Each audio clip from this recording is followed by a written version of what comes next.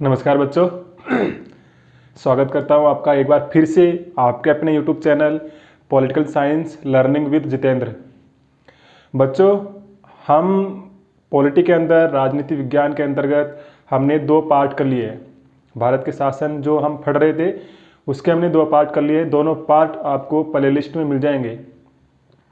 YouTube जैसे आप खोलोगे, यूट्यूब खोलने के बाद में वीडियो आता है, होम पेज आता है, तो वो होम और वीडियो वाला आपको उस ऑप्शन में नहीं जाना है, क्योंकि उस ऑप्शन में मैंने कंपटीशन के हिसाब से भी कुछ वीडियो बना रहा हूँ। तो वो वीडियो आपको समझ में शुरुआत में नहीं आएंगे, क्योंकि उनमें मैंने बड़े विस्तार से और गहराई से चर्चा की हुई है। अपनी सब्जेक्ट की बात करें तो अपने सब्जेक्ट के लिए अलग से प्ले लिस्ट बनी हुई है।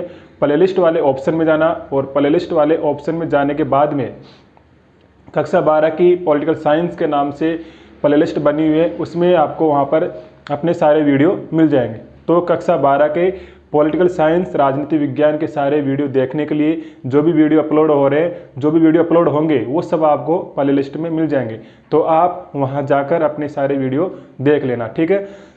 और पढ़ते समय आपको किताब साथ में रखना है। अगर अभी तक किताब हाथ में नहीं उठाई है तो किताब हाथ में उठाओ पहले और फिर पढ़ना शुरू करो, क्योंकि बोर्ड पर समझाने के बाद में हम किताब को पढ़ते हैं। अब किताब की सब बातें मैं बोर्ड पर लिख नहीं सकता, लिखना संभव नहीं हो पाएगा और वीडियो भी बड़ा हो जाएगा। ऐसी कंडीशन में हम किताब को पढ़ रहे हैं, पहले बोर्ड पर सारी चीज़ें समझ लेते हैं, उसके बाद में किताब को पढ़ेंगे। तो जब तक मैं बोर्ड पर समझाऊं तब तक आपकी नज़र बोर्ड के ऊपर होनी चाहिए, और जब मैं किताब पढ़ूँ तब आपकी नज़र किताब में होनी चाहिए। ऐसा लगना चाहिए कि वास्तव में हम कक्षा में पढ़ रहे हैं, वास्तव में हम कक्षा में पढ़ रहे हैं, और उसी अंदाज में उसी तरीके से मैं आपको पढ़ाने का यहाँ पर प्रयास कर रहा हूँ, ठीक है। तो आप इस बात का ध्यान में रखें। आज का अगला टॉपिक हम पढ़ने जा रहे हैं, हमारा जो लेसन चल रहा था उसके अंतर्गत पढ़ने जा रहे हैं हम संसद के कार्य।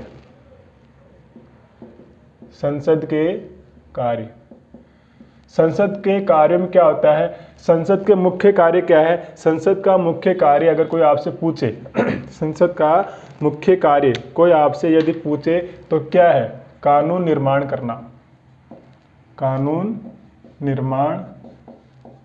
करना, ठीक है। संसद का सबसे मुख्य कार्य है कानून निर्माण करना। हमारे भारत में कैसी शासन व्यवस्था है, हमारे भारत में वैसे संसदीय शासन व्यवस्था अपनाई गई है, लेकिन हमारे यहाँ पर संघात्मक शासन व्यवस्था की भी व्यवस्था की गई है। इसके अंतर्गत कानून निर्माण को लेकर हमने केंद्र सरकार को और राज्य सरकार को अलग अलग विषय दे रखे हैं। उनके अनुसार अपने अधिकार क्षेत्र में रहकर केंद्र सरकार कानून बनाती है और राज्य सरकार अपने अधिकार क्षेत्र में रहकर कानून बनाती है। इन विषयों को हमने 3 सूचियों में बांट रखा है। कौन सी ये 3 सूचियाँ, तो यहाँ पर हम पढ़ते हैं। संघात्मक शासन व्यवस्था के अंतर्गत हमने केंद्र सरकार और राज्य सरकार की शक्तियों का विभाजन कर रखा है। उसके अनुसार ही केंद्र सरकार और राज्य सरकार कानून का निर्माण करती है अपने अपने अधिकार क्षेत्र में रहते हुए, ठीक है। तो ये 3 सूचियाँ कौन कौन सी है, एक है समवर्ती सूची, और दूसरी है, यहाँ पे मैं संघ सूची लिखता हूं, संघ सूची। दूसरी है समवर्ती सूची। कौन सी सूची, समवर्ती सूची। और तीसरी है राज्य सूची। इन 3 सूचियों के अंतर्गत हमने हमारे विषयों का विभाजन कर रखा है, संघ सूची में और समवर्ती सूची में और राज्य सूची में। अब यहाँ पर यह ध्यान में रखना है कि संघ सूची पर कानून निर्माण करने का कार्य कौन करता है। संघ सूची में जितने भी विषय दे रखे हैं, उन विषयों के ऊपर कानून निर्माण करने का कार्य करती है केंद्र सरकार। कौन करता है, केंद्र सरकार। ध्यान से सुनना है यहाँ पर, यहीं पर आपको समझ में आ जाएगा, कुछ रटने की आवश्यकता नहीं होगी। इसके बाद में राज्य सूची। तो राज्य सूची के विषयों पर कानून निर्माण करने का कार्य कौन करता है, राज्य सरकार। कौन करता है, राज्य सरकार।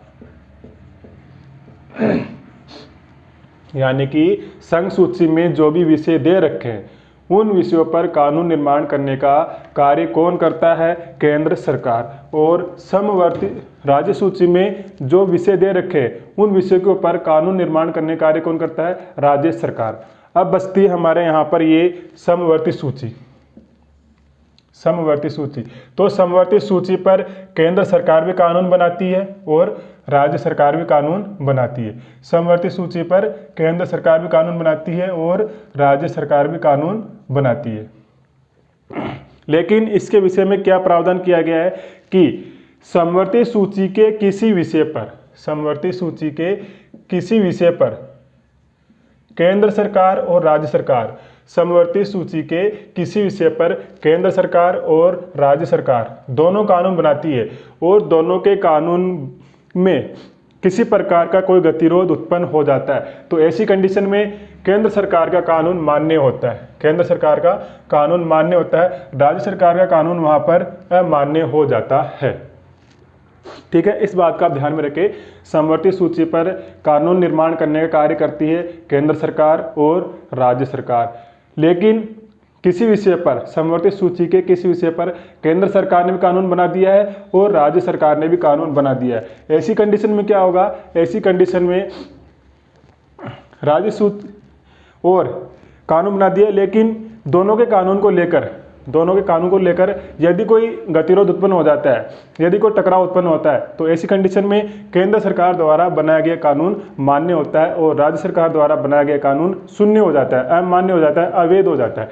लेकिन मैं थोड़ा सा विस्तार से आपको बताना चाहूँ बच्चों, यहाँ पर थोड़े से विस्तार के अंतर्गत एक अनुच्छेद है हमारे संविधान में, अनुच्छेद 254, अनुच्छेद 254। ये थोड़ी एक्स्ट्रा बात हो जाएगी, लेकिन समझने के लिए आवश्यक है कि इसमें वास्तव में और प्रावधान क्या कर रखा है। हमने क्या पढ़ा, समवर्ती सूची पर कानून बनाती है केंद्र सरकार और राज्य सरकार, लेकिन यदि केंद्र सरकार और राज्य सरकार द्वारा बनाए गए कानून को लेकर कोई गतिरोध उत्पन्न हो जाता है तो ऐसी कंडीशन में केंद्र सरकार का कानून ही मान्य होता है गतिरोध की मात्रा तक। ठीक है, लेकिन समवर्ती सूची के विषय के संबंध में और प्रावधान करता है अनुच्छेद 254। क्या प्रावधान करता है कि राज्य सरकार समवर्ती सूची के किसी विषय पर कानून बनाने के लिए राष्ट्रपति से अनुमति ले लेती है, या फिर राज्य सरकार द्वारा समवर्ती सूची के किसी विषय पर बनाए गए कानून को राष्ट्रपति की अनुमति मिल जाती है, राष्ट्रपति की अनुमति मिल जाती है। तो ऐसी कंडीशन में केंद्र सरकार और राज्य सरकार के बीच में कोई गतिरोध उत्पन्न होता है तो भी राज्य सरकार का कानून मान्य होगा, चाहे कुछ भी हो।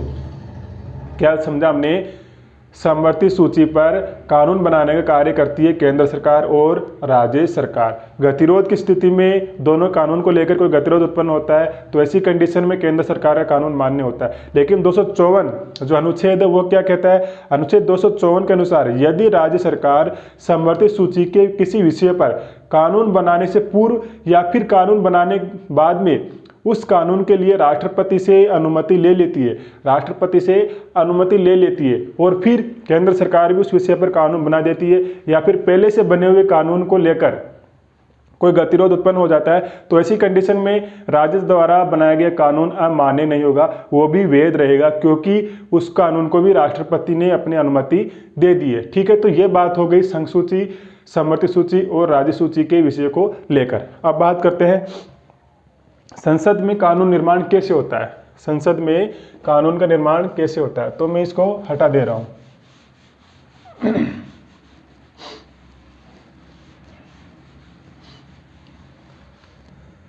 संसद में कानून निर्माण के लिए विधेयक लाया जाता है। क्या लाया जाता है, विधेयक। वो विधेयक हम लोकसभा में ला सकते हैं और राज्यसभा में भी ला सकते हैं। कानून बनाने के लिए हमको साधारण विधेयक लाना पड़ता है। कौन सा विधेयक, साधारण विधेयक। किसी भी विषय पर कानून बनाना है उसके लिए हमको साधारण विधेयक लाना होता है। और ये जो विधेयक होते हैं, ये विधेयक दो प्रकार के होते हैं। यहाँ पर लिख देता हूँ, दो प्रकार के होते हैं विधेयक। पहला होता है सरकारी विधेयक। कौन सा, सरकारी विधेयक। और दूसरा होता है गैर सरकारी विधेयक। गैर सरकारी विधेयक। ठीक है, ये समझना आपको यहाँ पर, गैर सरकारी विधेयक। गैर सरकारी विधेयक, संसद में जो कानून बनाया जाता है उसके लिए विधेयक लाया जाता है और कानून बनाने के लिए सरकार साधारण विधेयक लेकर आती है। विधेयक कितने प्रकार के होते हैं? तो विधेयक 2 प्रकार के होते हैं, एक सरकारी विधेयक होता है, एक गैर सरकारी विधेयक होता है। इसमें हम ये समझे सरकारी विधेयक किसे कहते हैं? तो सरकारी विधेयक बच्चों उसे कहते हैं जो विधेयक सरकार के मंत्री के द्वारा या फिर मंत्री परिषद के किसी सदस्य के द्वारा संसद में रखा जाता है।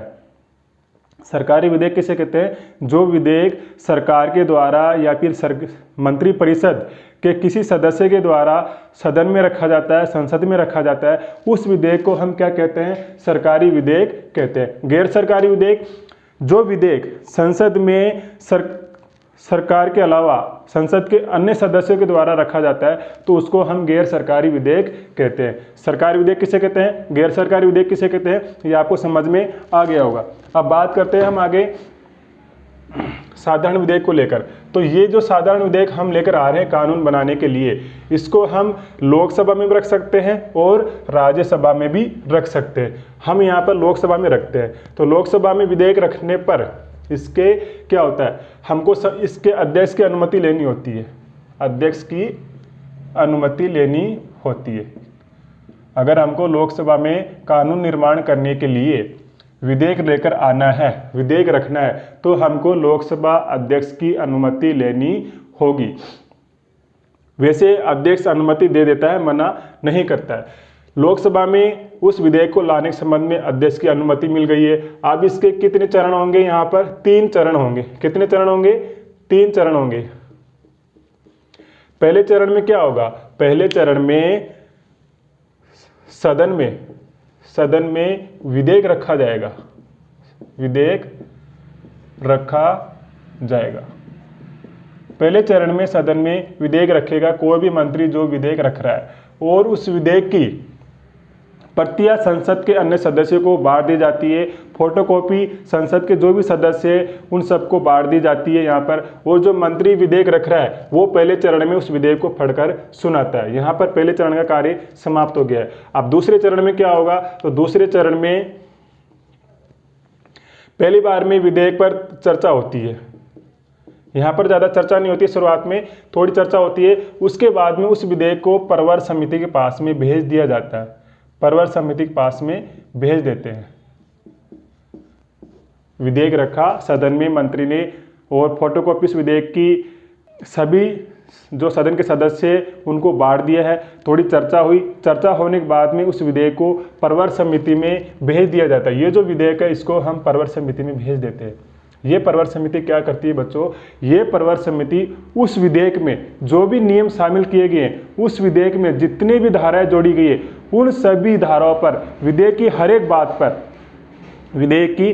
बात पर यह प्रवर समिति विस्तार से चर्चा करती है, हर एक बिंदु पर विस्तार से चर्चा करती है। उसके बाद में फिर ये उस विधेयक को सदन में वापस भेज देगी, सदन में वापस भेज देगी। चर्चा हुई, प्रवर समिति में गया विधेयक, प्रवर समिति ने विचार विमर्श किया अच्छे तरीके से उसके बारे में, और वापस उसको सदन में भेज दिया। अब क्या होगा? सदन में फिर से यहाँ पर विस्तार से चर्चा होगी। सेकंड चरण में विस्तार से चर्चा होगी। किस पर? विधेयक पर। सेकंड चरण में विधेयक पर विस्तार से चर्चा होगी, और चर्चा होने के बाद में विधेयक की हर एक धारा पर जो भी प्रावधान किए गए उन सब पर मतदान होगा, और मतदान के जरिए हर एक बात को पारित होना होगा। ठीक है, यहाँ पर वो आराम से पारित हो जाता है तो कोई दिक्कत नहीं आती है। उसके बाद में वो जाता है थर्ड चरण में।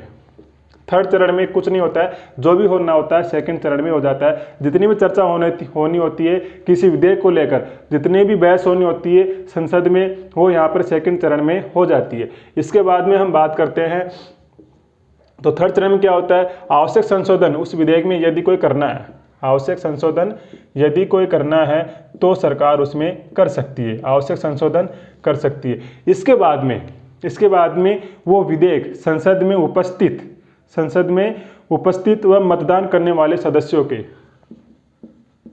संसद में उपस्थित व मतदान करने वाले सदस्यों के साधारण बहुमत से पारित कर दिया जाता है, ठीक है। संसद में, यहाँ पर संसद का मतलब सदन लिख सकते हैं, लोकसभा बात कर रहे हैं तो यहाँ पर सदन लिखेंगे, ठीक है। सदन में यानी कि लोकसभा में उस विधेयक पर मतदान के समय कितने सदस्य उपस्थित है। लोकसभा में वर्तमान में हम पढ़ते हैं 545 सदस्य, और यदि सदन में उस विधेयक पर मतदान के समय उपस्थित कितने सदस्य, 545 में से 530 ही है। कितने हैं, 530। तो इस 530 सदस्यों के बहुमत से उस विधेयक को पारित करना होगा। बहुमत का मतलब साधारण बहुमत। साधारण बहुमत का मतलब हम 2 का भाग देकर इसको निकाल सकते हैं। कितना आता है, 265। यानी कि 265 सदस्यों का बहुमत मिलने पर, 265 सदस्यों का समर्थन होने पर वो विधेयक लोकसभा से पारित हो जाएगा, ठीक है। ये लोकसभा वाली आपको सारी बात समझ में आ गई होगी। समझ में नहीं आई है तो वीडियो को वापस से शुरू से देखने का प्रयास करना, समझ में आ जाएगा, ठीक है। अब हम बात करते हैं अब क्या होगा आगे। लोकसभा से विधेयक पारित हो गया, अब क्या होगा, लोकसभा से विधेयक पारित होने के बाद में उसको राज्यसभा में भेजा जाता है। कहाँ भेजा जाता है, राज्यसभा में। और राज्यसभा में भी वही प्रक्रिया अपनाई जाती है, राज्यसभा में भी वही प्रक्रिया अपनाई जाती है जो लोकसभा में अपनाई गई है। यहाँ पर हम तीनों प्रक्रियाओं की चर्चा यहाँ पर नहीं करेंगे। जो प्रक्रिया यहाँ पर हो रही है तीनों चरणों में, वही प्रक्रिया यहाँ पर तीनों चरणों में होगी। इस बात को आपको ध्यान में रखना है। अब क्या होगा, लोकसभा से विधेयक पारित होने के बाद में राज्यसभा में आ गया है। राज्यसभा में आने के बाद में राज्यसभा उस पर क्या क्या कर सकती है। राज्यसभा यदि उसे 6 माह तक रोके रखती है, 6 माह तक रोके रखती है, राज्यसभा यदि उसे 6 माह तक रोके रखती है। दूसरा, राज्यसभा उसे अस्वीकृत कर देती है। क्या कर देती है, अस्वीकृत कर देती है। जो विधेयक लोकसभा ने पारित करके राज्यसभा को भेजा है, राज्यसभा यदि उसे 6 माह तक रोके रखती है या फिर उसे अस्वीकृत कर देती है, पारित नहीं करती है। तीसरा क्या होगा कंडीशन, राज्यसभा उसमें संशोधन करके, राज्यसभा उसमें संशोधन करके लोकसभा को लौटा देती है। यहाँ पर लोकसभा को लौटा देती है। और लोकसभा राज्यसभा के इन संशोधनों से यदि सहमत है, लोकसभा राज्यसभा के इन संशोधनों से, जो भी उस विधेयक में राज्यसभा ने संशोधन किए हैं, उस संशोधनों से यदि लोकसभा सहमत है तो विधेयक दोनों सदनों से पारित माना जाता है। क्योंकि कानून का निर्माण कब होता है, जब दोनों सदनों से वो विधेयक पारित हो जाएगा, तब। एक सदन से नहीं, दोनों सदनों से उसको पारित होना अनिवार्य होता है। और यदि राज्यसभा ने जो संशोधन किए उनसे लोकसभा असहमत हो जाती है कि भाई राज्यसभा ने इस बिल में जो हमने पारित किया है, उस बिल में जो भी संशोधन किए हैं उनसे हम असहमत हैं, उनको हम नहीं मानते। ऐसी कंडीशन में क्या होगा, राज्यसभा और लोकसभा के बीच में गतिरोध उत्पन्न हो जाएगा। क्योंकि साधारण विधेयक, फिर बता रहा हूँ, क्योंकि साधारण विधेयक दोनों सदनों से पारित होना अनिवार्य होता है, तभी वो कानून का रूप ले पाता है, अन्यथा नहीं। तो यहाँ पर अब लोकसभा ने तो पारित कर दिया, राज्यसभा ने या तो उसको 6 माह रोक लिया तो भी गतिरोध उत्पन्न हो जाएगा, अस्वीकृति दे दी तो भी गतिरोध उत्पन्न हो जाएगा, और यदि संशोधन कर दिया, संशोधनों से लोकसभा असहमत है तो भी गतिरोध उत्पन्न हो जाएगा। ऐसी कंडीशन में इन दोनों के गतिरोध को रोकने के लिए, इनके अंदर जो झगड़ा चल रहा है उस विधेयक को लेकर, उस झगड़े को समाप्त करने के लिए क्या होता है बच्चों, आगे हम उसकी चर्चा करते हैं। ये पूरा समझ में आ गया आपको, ठीक है। अब आगे क्या होता है, लोकसभा में और राज्यसभा में उस विधेयक को लेकर जो झगड़ा होगा है, उस झगड़े को समाप्त करने के लिए क्या होता है, उस झगड़े को समाप्त करने के लिए संसद की संयुक्त बैठक बुलाई जाती है। संसद की संयुक्त बैठक बुलाई जाती है। अरे घर में 2 भाइयों के बीच में झगड़ा हो गया, तो उस झगड़े को समाप्त करने के लिए हम किसी तीसरे पर्सन को या फिर दोनों को एक जगह पर बिठाकर, दोनों भाइयों को एक जगह बिठाकर उस झगड़े को हम सुलझाने का प्रयास करते हैं। ऐसे यहाँ पर जो लोकसभा में और राज्यसभा के बीच में जो झगड़ा हुआ है, उस झगड़े को समाप्त करने के लिए संसद की संयुक्त बैठक बुलाई जाती है। इसका प्रावधान किया गया है अनुच्छेद 108 में। ये ध्यान रखना है किस अनुच्छेद के अनुसार संसद की संयुक्त बैठक बुलाई जाती है, तो अनुच्छेद 108 के अनुसार। बुलाता कौन है संयुक्त बैठक, बुलाता कौन है? राष्ट्रपति बुलाता है। ठीक है, कौन बुलाता है? राष्ट्रपति। लेकिन क्या राष्ट्रपति अपनी मर्जी से संसद की संयुक्त बैठक बुलाता है? क्या राष्ट्रपति अपनी मर्जी से संसद की संयुक्त बैठक बुलाता है? तो यहाँ पर ध्यान रखना बच्चों, राष्ट्रपति अपनी मर्जी से नहीं, प्रधानमंत्री लिख सकते हैं हम यहाँ पर, या फिर मंत्री परिषद लिख सकते हैं, मंत्री परिषद, या फिर मंत्री परिषद लिख सकते हैं। इनके सुझाव पर, इनकी सलाह पर ही राष्ट्रपति संसद की संयुक्त बैठक बुलाते हैं। और इस संयुक्त बैठक की अध्यक्षता कौन करता है? अध्यक्षता कौन करता है? इस संयुक्त बैठक की अध्यक्षता करता है लोकसभा अध्यक्ष, लोकसभा अध्यक्ष।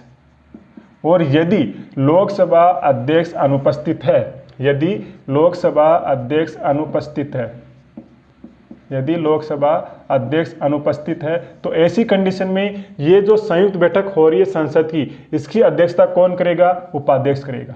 कौन सा उपाध्यक्ष? लोकसभा का उपाध्यक्ष। ठीक है, यहाँ पर मैं आपको थोड़ा विस्तार से बताना चाहूँ तो ये कहाँ पर लिखा हुआ है कि लोकसभा अध्यक्ष संसद की संयुक्त बैठक की अध्यक्षता करता है। तो इस बात का प्रावधान किया गया है हमारे संविधान के अनुच्छेद 118 में। 118 के अनुसार, अनुच्छेद 118 के अनुसार लोकसभा का अध्यक्ष संसद की संयुक्त बैठक की अध्यक्षता करता है। अब यहाँ पर क्या होगा? संयुक्त बैठक में वो विधेयक, कौन सा विधेयक? जिस विधेयक को लेकर, कौन सा विधेयक? जिस विधेयक को लेकर राज्यसभा और लोकसभा के बीच में गतिरोध उत्पन्न हुआ है, टकराव उत्पन्न हुआ है, उस विधेयक को इस संसद की संयुक्त बैठक में रखा जाएगा।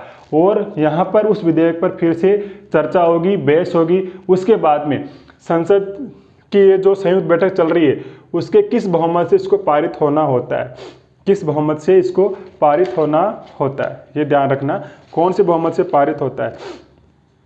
तो उपस्थित एवं मतदान करने वालों के साधारण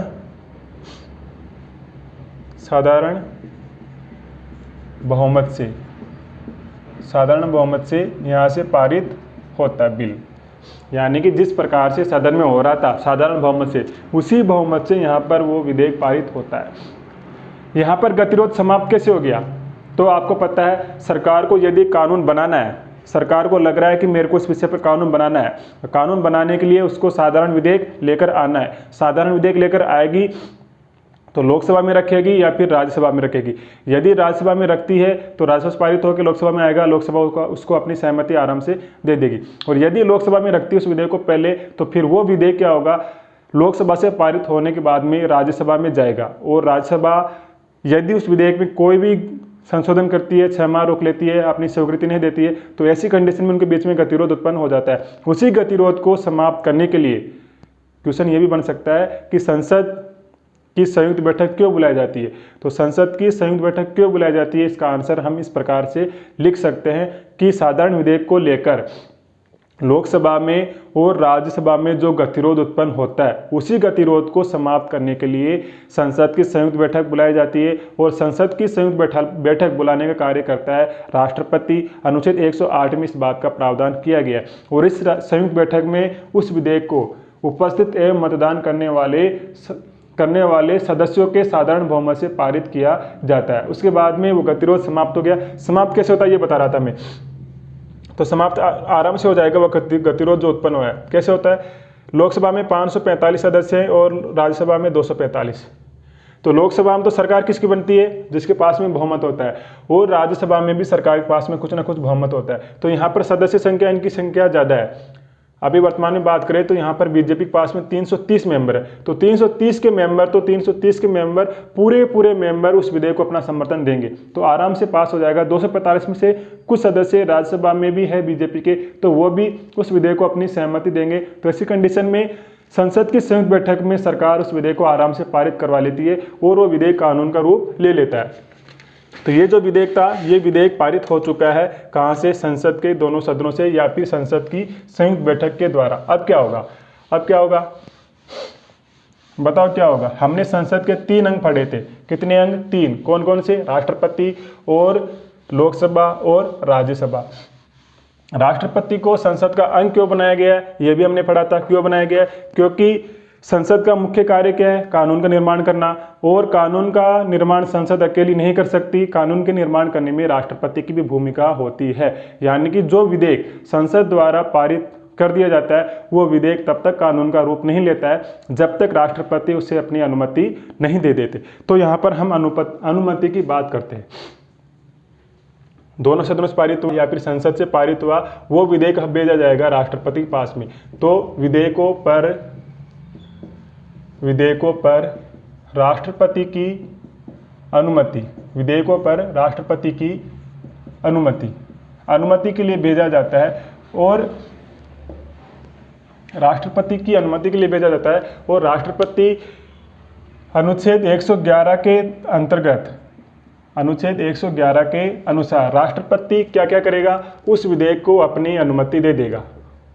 विधेयक को अपनी अनुमति दे सकता है, दे देगा नहीं, दे सकता है। ठीक है, अनुमति दे सकता है। अनुमति दे दिया तो क्या होगा? वो विधेयक कानून बन जाएगा।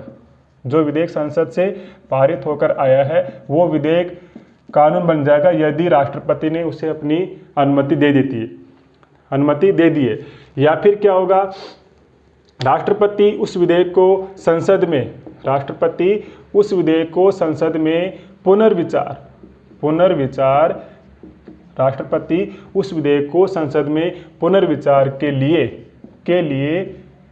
भेज सकता है। राष्ट्रपति या तो उस विधेयक को, जो विधेयक संसद से पारित होकर आया है, उस विधेयक को अपनी अनुमति दे देगा। अनुमति दे देता है तो वो कानून बन जाएगा तुरंत। और यदि राष्ट्रपति उस विधेयक को संसद में पुनर्विचार के लिए भेज देता है और कह देता है कि नहीं, इस विधेयक पर आप फिर से चर्चा करिए, इस विधेयक पर कुछ ना कुछ कमी है, इस विधेयक पर आप संसद में फिर से चर्चा करवाइए, तो संसद को फिर से उस विधेयक पर चर्चा करवानी होगी। या फिर राष्ट्रपति यूँ कह सकता है कि पूरे विधेयक पर फिर से चर्चा करने की आवश्यकता नहीं है, ये बिंदु जो मैंने इसमें डिसाइड किए हैं, जो बिंदु मैंने निशान किए हैं, उन बिंदुओं पर, उन विषयों पर आप फिर से संसद में चर्चा करवाइए। ऐसी कंडीशन में यदि संसद उस पूरे विधेयक पर चर्चा करने पर, पूरे विधेयक पर चर्चा करके, पूरे विधेयक पर चर्चा करके या फिर राष्ट्रपति द्वारा सुझाए गए, या फिर राष्ट्रपति द्वारा सुझाए गए बिंदुओं पर चर्चा करके क्या करती है? राष्ट्रपति को भेज देती है, राष्ट्रपति को भेज देती है संसद। तो ऐसी कंडीशन में राष्ट्रपति को उससे अपनी अनुमति देनी होगी, उसे राष्ट्रपति को अनुमति देनी होगी, राष्ट्रपति को अपनी अनुमति देनी होगी। अर्थात संसद ने यदि उस विधेयक को पुनर्विचार करने के बाद में राष्ट्रपति के पास में भेज दिया है तो ऐसी कंडीशन में राष्ट्रपति को उस विधेयक को अपनी अनुमति देनी ही होगी। इस बात को आपको ध्यान में रखना है। तो क्या हुआ? संसद से विधेयक पारित हुआ, संसद से विधेयक पारित होने के बाद में राष्ट्रपति के पास में भेजा जाता है। अनुच्छेद 111 के तहत राष्ट्रपति उस विधेयक को अपनी अनुमति दे सकता है। अनुमति दे दिया तो कानून बन जाएगा। और यदि राष्ट्रपति उस विधेयक को संसद में पुनर्विचार के लिए भेज देता है और कहता है कि इस पूरे विधेयक पर चर्चा करवाइए दोबारा से, या फिर यूँ भी कह सकता है कि इस विधेयक पर कुछ बिंदु ऐसे हैं जिन पर फिर से चर्चा की जानी आवश्यक है, तो संसद राष्ट्रपति द्वारा सुझाए गए बिंदुओं पर या फिर पूरे विधेयक पर चर्चा करेगी और चर्चा करने के बाद में उस विधेयक को राष्ट्रपति को वापस भेजेगी। और तो ऐसी कंडीशन में फिर राष्ट्रपति को उस विधेयक को अपनी अनुमति देनी होगी। इसके बाद में क्या होगा? इसके बाद में वो विधेयक कानून का रूप ले लेगा। ठीक है, तो ये बातें आज की इसमें पूरी हो गई है, ये बातें आज की पूरी हो गई है। बोर्ड पर समझाते समय आपके पूरी नज़र बोर्ड पर होना चाहिए। जो मैंने बोर्ड पर समझाया है वो सब बातें आपको पहले समझनी है। यदि समझ में नहीं आया तो वीडियो को फिर से शुरुआत से शुरू करना और यहाँ तक वापस से देखना। यहाँ तक वापस से देखने के बाद में अब मैं एक किताब पढ़ रहा हूँ, किताब में जो लिखा हुआ है उन सब बातों को पढ़ रहा हूँ। यदि उसमें भी कुछ बातें ऐसी है जो हमको समझना आवश्यक है तो हम उनके ऊपर भी चर्चा कर लेंगे। ठीक है, तो अब आप, यदि आपको बात समझ में आ गई है यहाँ तक की, तो आप किताब उठाइए और मैं किताब पढ़ रहा हूँ, किताब में ध्यान लगाइए। और यदि समझ में नहीं आई है तो आप फिर से वीडियो को देखिए और यहाँ तक की सब बातें समझिए, उसके बाद में किताब को पढ़ना शुरू करिए। ठीक है, तो मैं किताब पढ़ना शुरू कर रहा हूँ, आप अपने हाथ में किताब रखिए। कल जहाँ से छोड़ा था मैं वहीं से पढ़ना शुरू करूँगा ताकि आपको समझ में आ सके। कल मैंने कहाँ से छोड़ा था आपको ध्यान में होना चाहिए। मैं बताने वाला नहीं हूँ, यहाँ पर क्लास ऑफलाइन में नहीं है, ऑनलाइन में क्लास है, तो मैं आपको सीधा वहीं से पढ़ाने का प्रयास कर रहा हूँ जहाँ से मैंने कल छोड़ा था। अध्यक्ष सदन की कार्यवाही का संचालन करता है, वह सदनों को बोलने का समय देता है, सदस्यों को बोलने का समय देता है। कोई भी विषय जिसे सदन में मतदान के लिए रखा गया है उस पर मतदान करवाता है। कौन करवाता है? लोकसभा अध्यक्ष। लोकसभा अध्यक्ष का ये कार्य है। प्रथमतः वह अपने मत का प्रयोग नहीं करता है, मतलब प्रथम बार में किसी विधेयक पर लोकसभा अध्यक्ष मतदान नहीं करता है, निर्णायक मत करता है वो, लेकिन पक्ष एवं विपक्ष में बराबर मत आने पर अपना निर्णायक मत देता है। वह सत्र को स्थगित करने का अधिकार भी रखता है, अर्थात स्पीकर अर्थात स्पीकर का मतलब लोकसभा अध्यक्ष या फिर राज्यसभा का सभापति। स्पीकर सदन की बैठक को कुछ समय के लिए या फिर कुछ दिनों के लिए स्थगित कर सकता है, हालांकि उसके सत्रावसान का अधिकार राष्ट्रपति को है। संसद की बैठक जो चल रही है, सदन की जो बैठक चल रही है, उसको स्थगित करने का कार्य कौन करता है? संबंधित सदन का अध्यक्ष या सभापति। लेकिन संसद के सदनों के सत्रावसान का कार्य कौन करता है? राष्ट्रपति। अनुच्छेद 85 में हमने इस बात को डिस्कस किया था।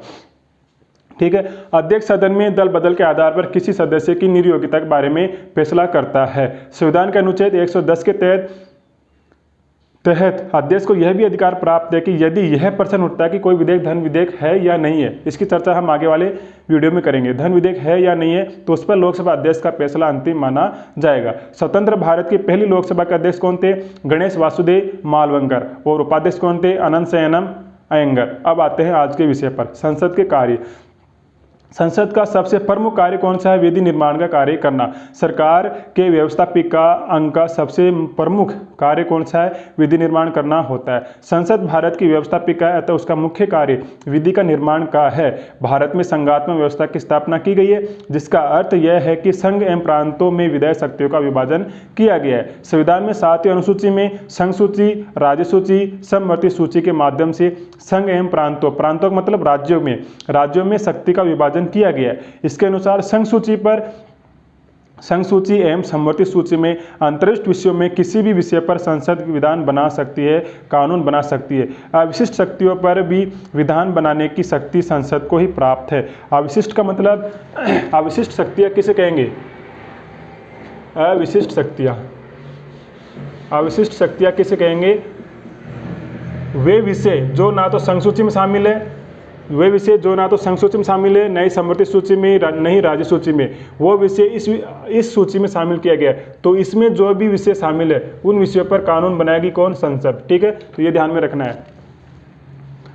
अविशिष्ट शक्तियों पर भी विधान निर्माण की शक्ति संसद को ही प्राप्त है। राज्य को सौंपे गए राज्य सूची विषयों के संबंध में भी कुछ परिस्थितियों में संसद विधान बना सकती है, यानी कि राज्य सूची के कुछ विषयों पर भी संसद कानून बना सकती है। कब बना सकती है? यदि राज्यसभा ऐसा प्रस्ताव पारित करे कि राज्य सूची के इस विषय पर संसद कानून बनाए, तो ऐसी कंडीशन में संसद राज्य सूची के विषयों पर कानून बना सकती है। ठीक है,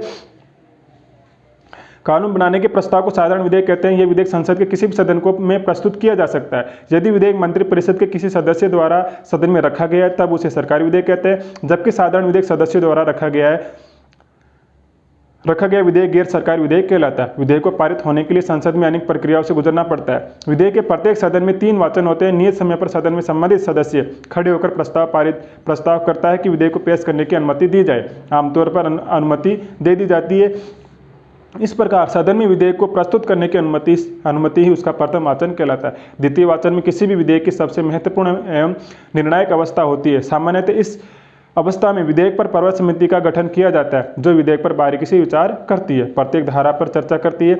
निर्धारित अवधि में समिति अपना प्रतिवेदन सदन को प्रस्तुत करती है। इस प्रतिवेदन पर सदन में बहस एवं विचार विमर्श होता है। उसकी प्रत्येक धारा पर मतदान होता है। यह पूरी प्रक्रिया विधेयक का द्वितीय वाचन कहलाता है। इसके पश्चात विधेयक में आवश्यक शाब्दिक एवं औपचारिक संशोधन किए जाते हैं और अंतिम रूप से उसे पारित करने के लिए सदन में प्रस्तुत किया जाता है। चूंकि द्वितीय वाचन में विस्तार से विधेयक पर चर्चा हो चुकी है, अतः तृतीय वाचन में सामान्य चर्चा होने के बाद ही मतदान होता है और मतदान में उस विधेयक को सदन के उपस्थित एवं मतदान करने वाले सदस्यों के साधारण बहुमत से उस विधेयक को पारित कर दिया जाता है। इसके बाद में क्या होगा, विधेयक दूसरे सदन में आएगा। दूसरे सदन में क्या होगा, जो हमने बोर्ड पर पढ़ा है वो इसमें शायद लिखा हुआ है, आप उसको ही ध्यान में रखिए। यहाँ पर मैं स्पीड से पढ़ने का प्रयास कर रहा हूँ ताकि वीडियो ज़्यादा बड़ा नहीं बने।